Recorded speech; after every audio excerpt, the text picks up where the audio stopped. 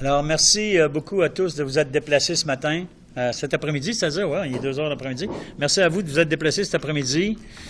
Je remercie aussi les collègues et amis du service de police de Montréal qui nous ont permis, en très peu de temps, d'organiser cette démonstration-là qu'on fait cet après-midi. Je suis accompagné d'Alain Desrochers, secrétaire trésorier, de Martin Lapierre, président du syndicat. Je suis aussi accompagné par les membres du comité exécutif, les collègues des vérificateurs de l'AILE à l'arrière, et on a aussi le plaisir d'avoir avec nous le directeur québécois du SCFP, M. Marc Ranger. Mais surtout, on est accompagné cet après-midi par les extraordinaires hommes et femmes débardeurs qu'on représente au quotidien et pour lesquels on se bat depuis 2 ans pour avoir de meilleures conditions de travail. La conférence de presse d'aujourd'hui vise à vous faire part de la première réaction du syndicat des débardeurs suite à l'adoption cette nuit du projet de loi C-29 qui va forcer un retour au travail pour les hommes et les femmes qu'on représente. D'entrée de jeu, que ce soit clair, les salaires que les débardeurs reçoivent, ils les reçoivent principalement les 5 plus grandes compagnies maritimes mondiales qui sont des compagnies multimilliardaires. Alors, notre salaire n'émane pas du gouvernement, notre salaire émane des multimilliardaires compagnies maritimes. C'est une journée assez triste pour les travailleurs et les travailleuses que le gouvernement libéral a fait adopter dans la nuit un projet de loi qui vise le retour au travail des hommes et des femmes qu'on représente. C'est un projet de loi qu'on considère anticonstitutionnel. Le gouvernement le sait très bien, puisqu'il y a eu des arrêts de la Cour suprême qui ont constitutionnalisé le droit de grève et il y a eu des décisions de l'OIT qui ont été rendues et des décisions qui ont été rendues que les considérations économiques ne doivent pas être prises en compte dans le cadre d'un projet de loi spécial.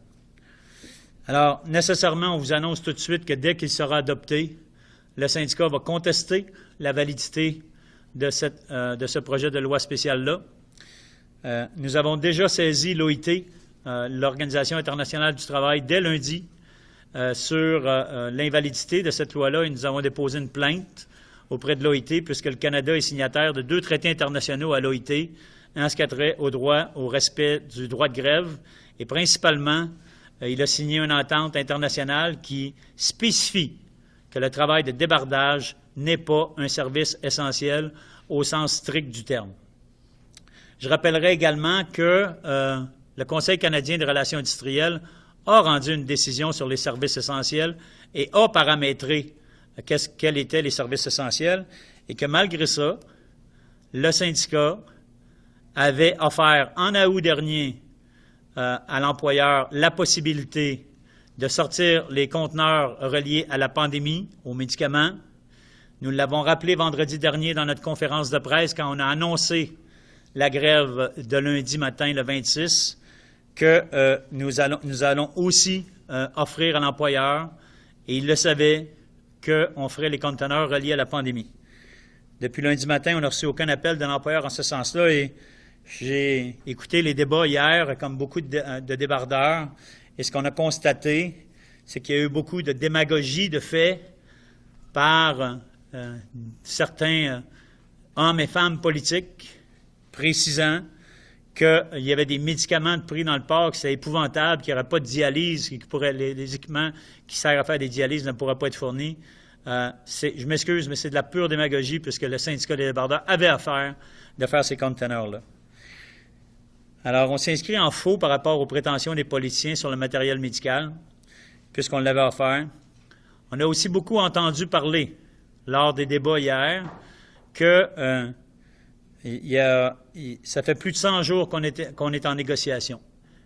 On rappelle à nouveau que pendant la première année et demie des négociations, l'employeur, avec son procureur patronal, Nicolas Diorio, ex-député libéral de Saint-Léonard, a saisi le Conseil canadien d'une cause au service essentiel visant à nous retirer notre droit de grève et à faire déclarer le travail de débardeur 100% essentiel.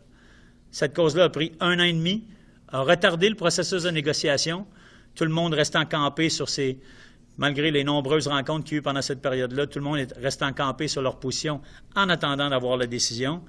Et cette décision-là est tombée et a donné raison à 100% au syndicat des débardeurs. Donc, depuis lundi matin, tout le monde fait les gorges chaudes à l'effet que le port de Montréal est fermé et que ça coûte 25 millions de dollars en pertes monétaires à chaque jour qui passe. Le syndicat tient à rappeler quelque chose. Il y a 6 jours, nous avons fait une conférence de presse avec vous ici, précisant que l'employeur avait pris 2 mesures économiques coup sur coup contre nous et qu'on avait dû réagir à ces attaques-là. Et on avait demandé, il y a 6 jours, de lever les mesures de la partie patronale et que si c'était fait, il y aurait immédiatement levé des 2 mesures de grève et le port de Montréal reprendrait ses activités dans les heures qui suivent. 6 jours ont passé et nous n'avons toujours pas de réponse de la partie patronale sur la levée de ces mesures. On a demandé aux partis d'opposition et au gouvernement d'intervenir et de poser des questions à cet effet-là, puisque si l'employeur, encore aujourd'hui, on l'avait déjà déposé vendredi dernier en conférence de presse, cette demande-là, avant même l'annonce d'un dépôt de loi spéciale. Alors, comment d'un côté on peut nous dire que chaque jour qui passe coûte 25 millions et qu'il n'y a absolument personne, jusqu'à maintenant, qui a soulevé le silence de l'employeur pendant 6 jours et qu'on est incapable d'avoir une réponse de sa part sur la levée de ces sanctions et que le port reprendrait ses opérations. Alors, j'invite, au nom du syndicat des débardeurs, et d'ailleurs, je vous ai remis, vous avez reçu la lettre qui a été envoyée par le syndicat à M. Tessier, lui demandant de nous confirmer qu'une fois l'entrée en vigueur de la loi spéciale, le cas échéant, qu'il y aurait levé de ces 2 sanctions. Et comme seule réponse, c'est assez incroyable, on parle de 25 millions par jour, et comme seule réponse de l'organisation patronale qui a quitté la table mardi soir alors qu'on était en médiation, on se fait répondre, je te donnerai ma réponse après l'adoption de la loi spéciale. Alors, je demande officiellement, au nom du syndicat des débardeurs, au nom des hommes et des femmes qu'on représente, que la ministre Tassi, ministre du Travail qui a déposé le projet de loi, nous dise officiellement si, dans le cadre de l'entrée en vigueur de la loi spéciale, les mesures que l'employeur a prises vont être levées et que les conditions de travail qui prévalaient le 9 avril vont trouver application. Je pose exactement la même question au premier ministre Trudeau, qui se dit très préoccupé par l'arrêt du port présentement. Je lui pose exactement la même question. Est-ce que le projet de loi prévoit que les dispositions qui prévalaient le 9 avril vont trouver application et que les débardeurs vont rentrer au travail avec exactement les mêmes dispositions, à savoir le régime de sécurité d'emploi et les horaires à relais qui prévalaient le 9 avril avant que l'employeur envoie un préavis de la cadre. Et finalement, au risque de me répéter, s'il y a des pertes de 25 millions de dollars, comme prétendu, par jour, est-ce que l'employeur pourrait nous répondre officiellement, aujourd'hui, s'il lève ces mesures immédiatement, qu'il nous confirme qu'il va rétablir le régime de sécurité d'emploi et qu'il va réinstaller les horaires qui sont utilisés à 99% du temps dans les 50 dernières années et les opérations du port pourraient reprendre immédiatement demain, sans même l'adoption par le Sénat du projet de loi qui va lui être transmis demain après-midi. Alors, ce n'est pas une réaction de panique de la part du syndicat, c'est un rappel que nous avons questionné l'employeur et qu'il y a eu 6 jours de silence et que l'imputabilité de ces 25 millions de dollars perdus-là lui incombe à 100% à chaque jour qui passe et où il ne répond pas à la question syndicale. Alors, je vais prendre vos questions si vous en avez.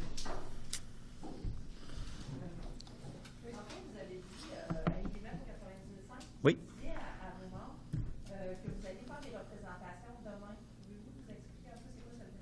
Oui, le projet de loi a été adopté cette nuit avec un amendement du NPD qui a fait disparaître le last best offer ou l'offre de la dernière chance. Les conservateurs ont appuyé cette mesure-là qui a été déposée par le NPD, le Bloc aussi. Alors, on salue les 3 partis d'opposition qui nous ont fait disparaître cette infamie qui est un last best offer dans le cadre d'une loi spéciale. Le projet de loi spéciale ayant été adopté par la Chambre des communes à 2 heures cette nuit, doit maintenant doit aller en direction du Sénat. Le Sénat est saisi demain après-midi. Alors, nous, le Sénat nous a invités à faire une présentation à 13h15 et suivi une présentation de 5 minutes, suivie d'une période de questions-réponses, des questions des sénateurs pendant 1 heure. La partie patronale va avoir le même privilège que nous de faire une présentation de 5 minutes et de répondre aux questions des sénateurs. Je vais vous dire, si d'ici demain, l'employeur n'a pas répondu, je vous annonce tout de suite que je vais interpeller les sénateurs pour que l'employeur, quand il va passer après nous, réponde à cette question-là. Est-ce qu'il va lever ces 2 mesures qui ont mené à ce bordel-là et qui, depuis 6 jours, perdurent, n'eût été du fait qu'ils les maintiennent et qu'ils restent silencieux? Et à la toute fin, il va y avoir la ministre Tassi qui va faire la présentation au Sénat. Et c'est ensuite que le Sénat va prendre les décisions par rapport à ce projet de loi spéciale-là. Donc, le projet de loi spéciale n'est toujours pas adopté tant qu'il n'a pas franchi l'étape du Sénat et ensuite la sanction royale. Bonjour, Guy Marchand de Radio-Canada. Est-ce que vous avez espoir que le projet de loi puisse être rejeté par le Sénat? Est-ce que ce serait réaliste selon vous? Vous avez déjà fait une fois là-dessus? On n'a pas fait la croix sur absolument rien. La première étape, l'employeur pourrait l'empêcher immédiatement en nous donnant une réponse à nos 2 questions, puis le port réouvrirait demain avant même de se rendre au Sénat. Dans un deuxième temps, si l'employeur maintient son silence, ce qui est assez extraordinaire et incompréhensible, on va faire nos représentations au Sénat pour leur dire que exactement ce qu'on vous dit, que ça fait 6 jours que l'employeur est silencieux, que ça aurait pu être évité et qu'il est toujours possible de l'éviter. Puis on va faire nos représentations là, en ce sens-là, au Sénat. Et écoutez, on a réussi à discuter avec les partis d'opposition puis de les convaincre de certains de nos points de vue. J'ai bon espoir qu'on va être capable de faire la même chose avec les sénateurs, hommes et femmes, qui vont nous écouter demain et qui vont avoir des questions pour nous. Et notre seul désir comme syndicat pour les hommes et les femmes qu'on représente, c'est qu'ils retournent au travail avec les mêmes dispositions qui prévalaient le 9 avril. Et on va prendre tous les chemins possibles. D'abord, l'employeur qui peut le faire. Et ensuite, on a interpellé le gouvernement libéral. Je réinterpelle à nouveau M. Trudeau et Mme Tassi, la ministre du Travail. Et j'interpelle à nouveau l'employeur. Et s'il n'y a pas de réponse de ce côté-là, on va interpeller les sénateurs demain, à l'évidence, pour faire... Écoutez, c'est assez paradoxal. On réfléchissait, nous, depuis les 24 dernières heures, et c'est assez paradoxal que ce projet de loi-là risque d'entrer en application, on ne sait pas encore les délais avec lesquels le Sénat va le traiter, risque de rentrer en application le 1er mai, jour de la Fête internationale des travailleuses et des travailleurs. C'est assez, je vous dirais, il y a comme une espèce d'infamie de la part d'un gouvernement de pousser l'odieux jusqu'à là. Et il n'y a pas personne qui va avoir de loi spéciale. Le ministre disait, on ne voulait pas la loi spéciale, mais ils ont négocié pendant 100 jours, puis ils n'ont pas de l'air à vouloir s'entendre. À l'évidence que le boss a quitté la table mardi. C'est sûr et certain qu'avec une loi spéciale, il n'entendait pas rester à la table. Alors, je ne sais pas ce qu'elle a pensé, là, mais j'ai beaucoup de...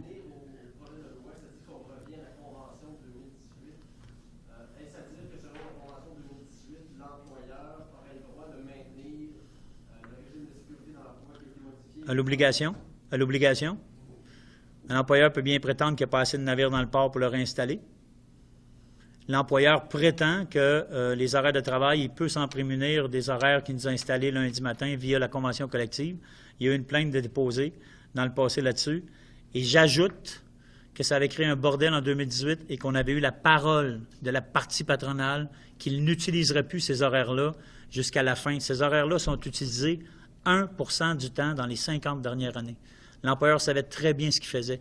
Comment ils peuvent savoir que nos considérations en table de négociation, ce n'est pas les salaires, mais bien la conciliation travail-vie personnelle, et imputer des heures supplémentaires de travail à nos débardeurs et faire en sorte qu'ils soient tous obligatoirement disponibles à 7 heures le matin, alors que le système que nous avons dans le port, qui existe depuis 50 ans, permet aux gens, les pièces de machinerie travaillent 24 heures sur 24, sans arrêt, avec un système de relais d'opérateurs, et ça permettait à nos gens de s'organiser conciliation travail-vie personnelle le matin. L'employeur savait très bien qu'il était pour complètement annihiler cette possibilité-là en installant des horaires qui prévoient d'ailleurs que le port va arrêter 1 heure à chaque quart de 8 heures. Aucune opération pendant 1 heure. Alors, comment il peut nous dire que c'est plus productif d'arrêter le port 1 heure à chaque quart de 8 heures, donc 3 heures par jour, alors qu'ordinairement, le port fonctionne 24 heures sur 24? L'employeur le savait. Pour répondre à votre question, il prétend que la convention collective lui permet. Il nous avait donné la parole en 2018 qu'il ne les réutiliserait plus. Et c'est utilisé à 1 % du temps. Alors, c'est clairement un geste de provocation de l'employeur. Et nous, ce qu'on veut s'assurer, et c'est pour ça qu'on pose la question au ministre Tassi, au premier ministre Trudeau et à l'employeur. Comment allons-nous revenir au travail?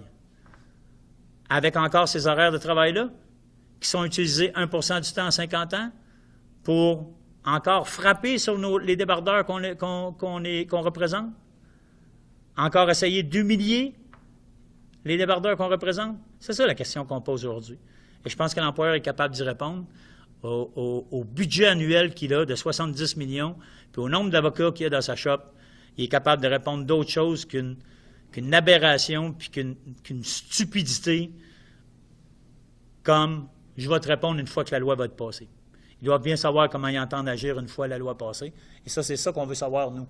Parce que la ministre a beau dire « j'ai pas le choix de rouvrir le port », mais la ministre a une obligation morale envers 1000 travailleurs de nous dire dans quelles dispositions on va rentrer au travail. Ça ne peut pas rester nébuleux de cette façon-là. Puis le premier ministre aussi, que j'ai entendu ses discours hier qui disaient « c'est épouvantable pour l'économie ». J'aurais aimé ça qu'ils mettent autant d'énergie à appeler le boss qu'à nous taper dessus à nous autres, là, mais ça, on aura l'occasion d'échanger avec lui à un moment donné. Mais s'il aurait mis autant d'énergie à appeler l'employeur pour dire « Hey, le syndicat t'a demandé de lever tes mesures puis il rouvrait le port dans les heures qui suivaient », ça ne te tenterait pas de répondre au syndicat? C'est ça qu'il aurait dû faire, le premier ministre. Il ne l'a pas fait. Alors là, je suis obligé de l'interpeller et de dire dans quelles conditions les hommes et les femmes, suite à votre loi spéciale, dans quelles conditions, suite à votre loi spéciale, que les débardeurs vont rentrer au travail. Et ça, j'espère qu'on va me répondre avant l'adoption du projet de loi. J'espère qu'il y a quelqu'un là, ils prennent le choix politique de nous imposer une loi spéciale. J'espère qu'ils vont prendre le choix politique de nous ramener à nos conditions de travail qui prévalaient le 9 avril dernier. Et ça, ils ont une obligation morale, politique, pour les débardeurs qu'on représente. Ils ont beau dire, on les aime bien, les débardeurs, ils ont le droit de se syndiquer, ils ont le droit de faire la grève, mais là, on n'en peut plus. Ah ouais? OK? Le boss a pris des mesures contre nous. Monsieur le premier ministre, on a-tu l'assurance que vous allez, par votre projet de loi, maintenir les conditions de travail au 9 avril? Et ça, c'est la moindre des choses que le syndicat des débardeurs doit choisir ça.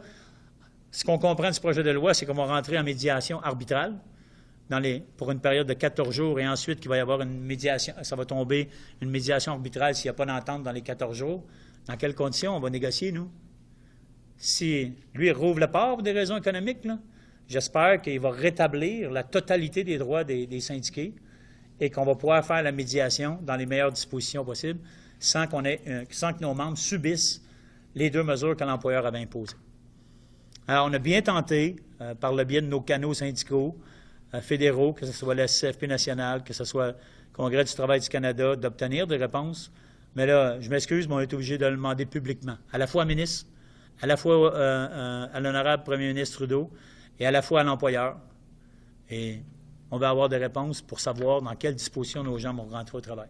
Ça, c'est la moindre des choses.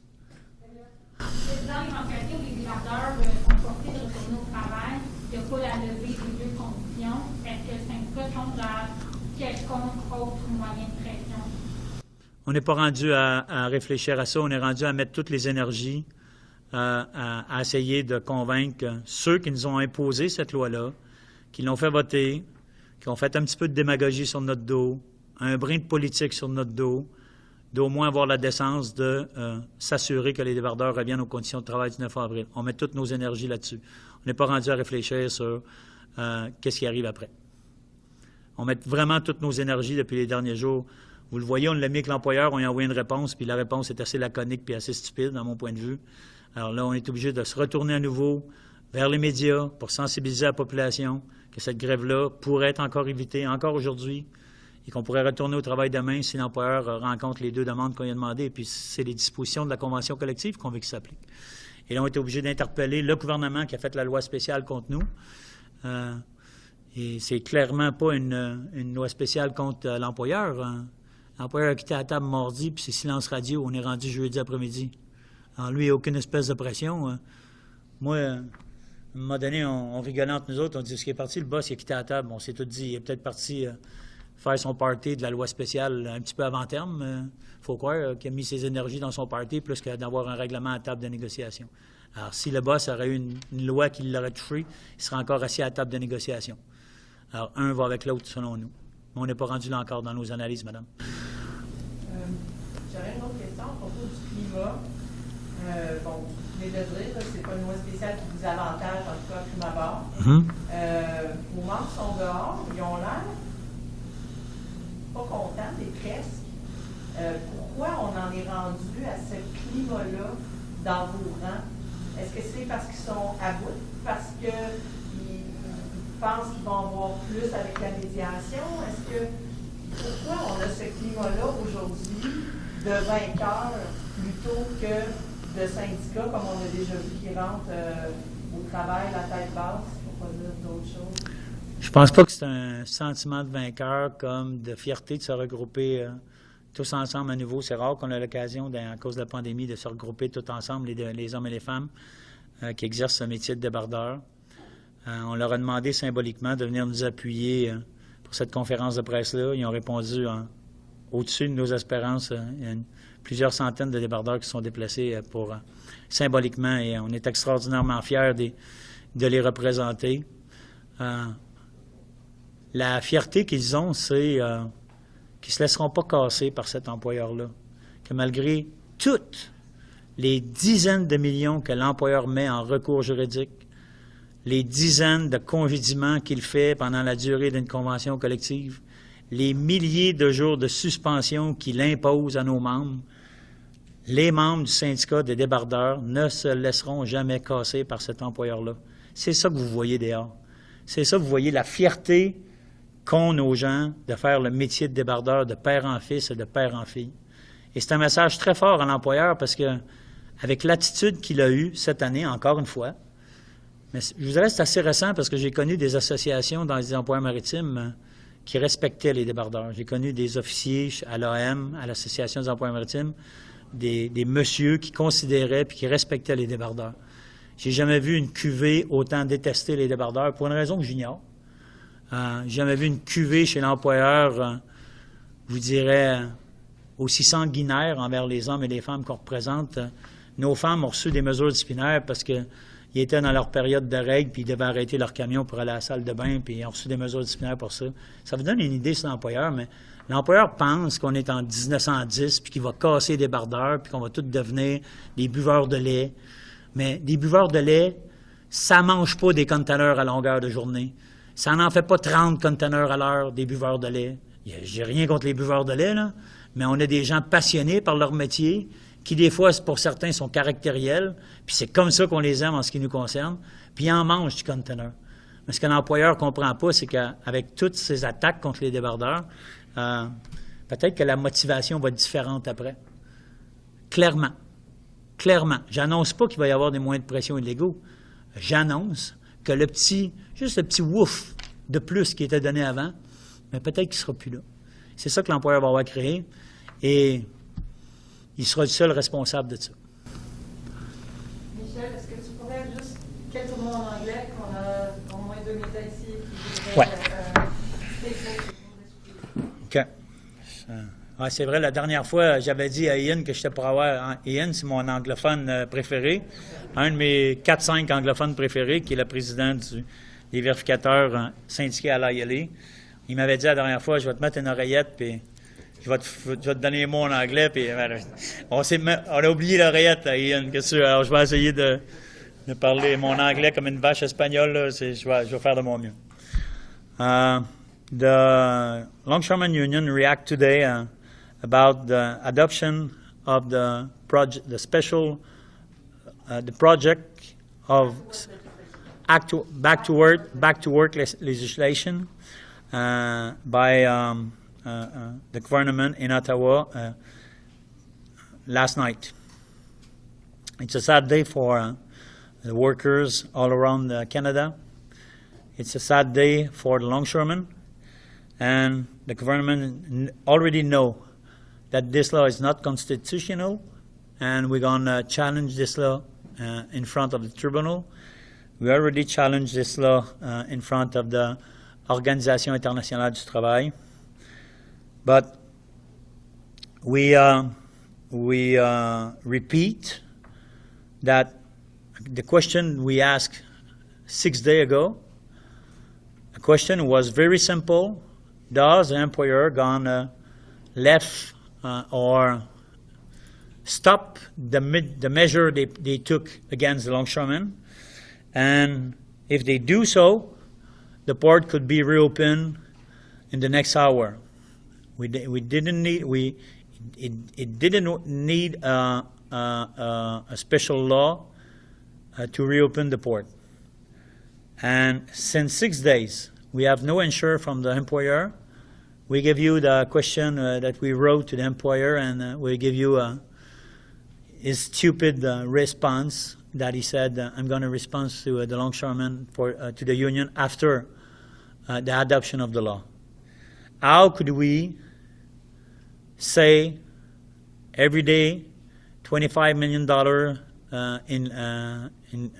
$25 million are lost because of the stop on the Port of Montreal, and nobody run against the employer to say, hey, what's your answer about the two questions of the longshoremen? And we think in the same time that it's a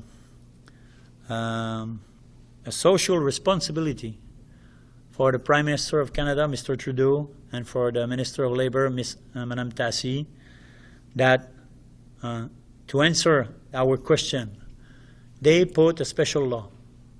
And they put a special law to challenge the longshoremen and reopen the port. How the man and the woman that we represent going to return to work in the same condition than in the past 9 of April or not? We are not the one who put the special law. The government put the special law. And they have to answer our question. What is going to be the condition of working of our member?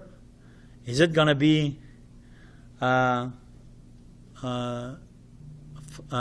the privilege of the employer to do what he wants, or the government going to answer our question and reestablish the condition of work that we had on the 9th of April before the employer put pressure measure against the longshoremen that we represent? At the same time, I have to say that I listened, and a lot of longshoremen listened yesterday, the debate about this special law. The Minister of Labour said, look, since 100 days there was a negotiation. I have to repeat myself again. In these 100 days, there was a case put by the association, the Maritime Employer Association, in front of the CLRB for essential service, with his lawyer, Mr. Nicolas Diario, former Liberal deputy in the Trudeau government, and that stopped the negotiation for a long period. Then the Minister Tassi could not say we have 100 days, because a lot of these days was the employer put more of his interest in the CLRB to win his case, and he lost. In the same time, yesterday, Ms. Tassi said that there's a lot of medicament, there's a lot of medical support for the pandemic who's still in the port. Again, we say what we said last Friday. If there are any container have to be put outside the port with medicament and in relation with the pandemic, we're gonna do the container. How come she could say that in front of the Parliament, and in the same time twice, and maybe 3 times we said to everybody we're going to do the pandemic without admission, but we're going to do the pandemic container as a humanitarian act by the Longshoremen Union. Then I think Ms. Tassi, with respect, didn't say the truth about the medicament yesterday, and didn't say the truth about the 100 days of negotiation, with respect. Then, finally, and sorry for my English, finally, is there anybody somewhere who's going to answer our question after the introduction of this, the special law and the return to work of our men and women who do the job of the longshoremen? What is going to be the condition? Mr. Trudeau, Madame Tassi, and especially the employer have to answer this question before the adoption of the law.